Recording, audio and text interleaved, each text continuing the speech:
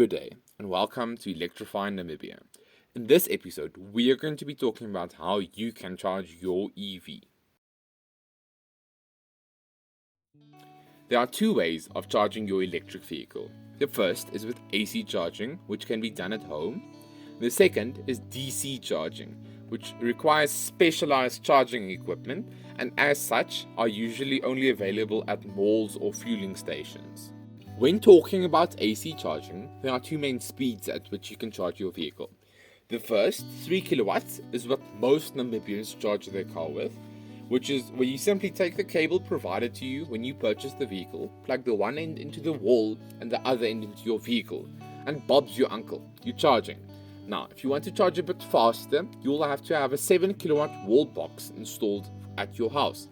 Because the 7 kilowatts is a bit too much for your average socket, you need a dedicated wall box and cable installed. When charging at 3 kilowatts, you add 21 kilometers of range per hour, while when charging at 7 kilowatts, you add 49 kilometers of range per hour. Now, to put this range added per hour business into context, to add 80 kilometers of range at 3 kilowatts charging speed, you'd have to charge your car for 3 hours and 50 minutes. While when charging at 7 kilowatts, you would have to only charge it for 1 hour and 40 minutes. It's just important to note that the average Vinci commuter drives 12,500 kilometers per year, or 35 kilometers per day. So even if you have a lot of errands to run, the 80 kilometers a day should give you a good context of how long it takes to charge your vehicle. Now, what about 11 kilowatt charging? I read in the pamphlet of a vehicle that my car that I'm considering can charge at 11 kilowatts. Well, when charging at your car at 11 kilowatts, you add 77 kilometers of range per hour, and it only takes an hour and 5 minutes to add 80 kilometers of range. The important thing to note is that 11 kilowatts is a lot of electricity, and to supply this electricity, you would have to have 3-phase electricity at your house.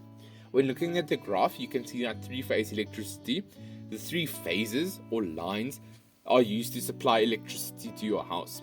It is common to have 3-phase electricity in the business world when you're running big motors and industrial heaters. But for houses, it is very uncommon and very expensive to have 3-phase electricity at your house. So most houses in Namibia have single-phase electricity, where you only have one of the lines supplying electricity to your house. And due to this, it would be impossible for you to charge at 11 kilowatts at your house. 11 kilowatt charging is only usually plausible when doing it at business sites. We've all heard the rumors and we're all afraid. What if Namibia starts experiencing load shedding? Or what if you're a South African watching, considering electric vehicle? Have no fear. There's still plenty reason to buy an electric vehicle even if there is load shedding. Load shedding in South Africa goes from stage 1, where there's the least power cuts, to stage 8, where there's the most power cuts.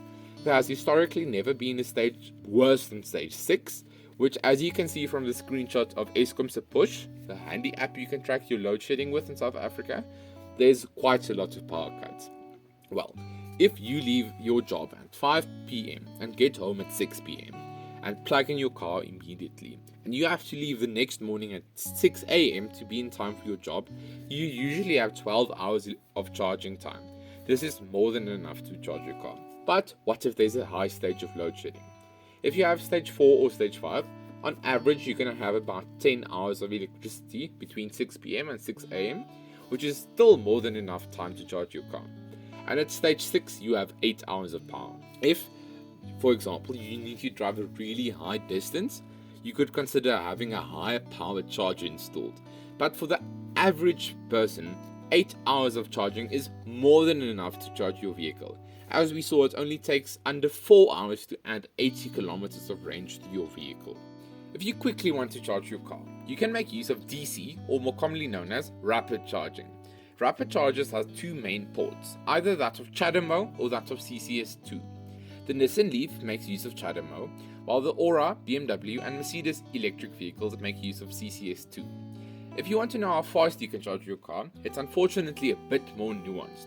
If you take a car that can accept 50 kilowatts of power and plug it into a 50 watt capable charger, you will be able to charge at 50 kilowatts. But if you take that same car and plug it into a 100 kilowatt charger, you will unfortunately still be limited to 50 kilowatts as the car cannot accept any more power. If you take a car that can charge really quickly, let's say it's 148 kilowatts, and plug it into a 100 kilowatt charger, you will unfortunately still only be able to charge at 100 kilowatts. Currently, in Namibia, there are 2 public rapid chargers, one at MNZ in Lazarette Street and one at the Grove Mall of Namibia. Both of these chargers has a 1 CHAdeMO and 1 CCS plug, so any electric vehicle can charge at it. The one at Lazarette Street can charge at 60 kilowatts, while the one at the Grove Mall of Namibia can charge at 40 kilowatts. The downside of rapid charging is because you're charging so quickly, it can heat up your car's battery and cause battery degradation. That is why it's recommended to charge your car at home and only rapid charge when truly necessary. Now, if you want to pause, here's a chart of all the cars available in Namibia, the charging ports they have on them, and their maximum charging speeds, both AC and DC. Thank you for watching the video. I hope this video could answer your questions in regards to how do I charge an electric vehicle, as well as how fast can they charge. Please consider sharing this video with anyone who might be curious about this as well, or anyone considering electric vehicles. Please subscribe to the channel if you want to keep up to date with the newest videos about electric vehicles in the Namibian context. Thanks.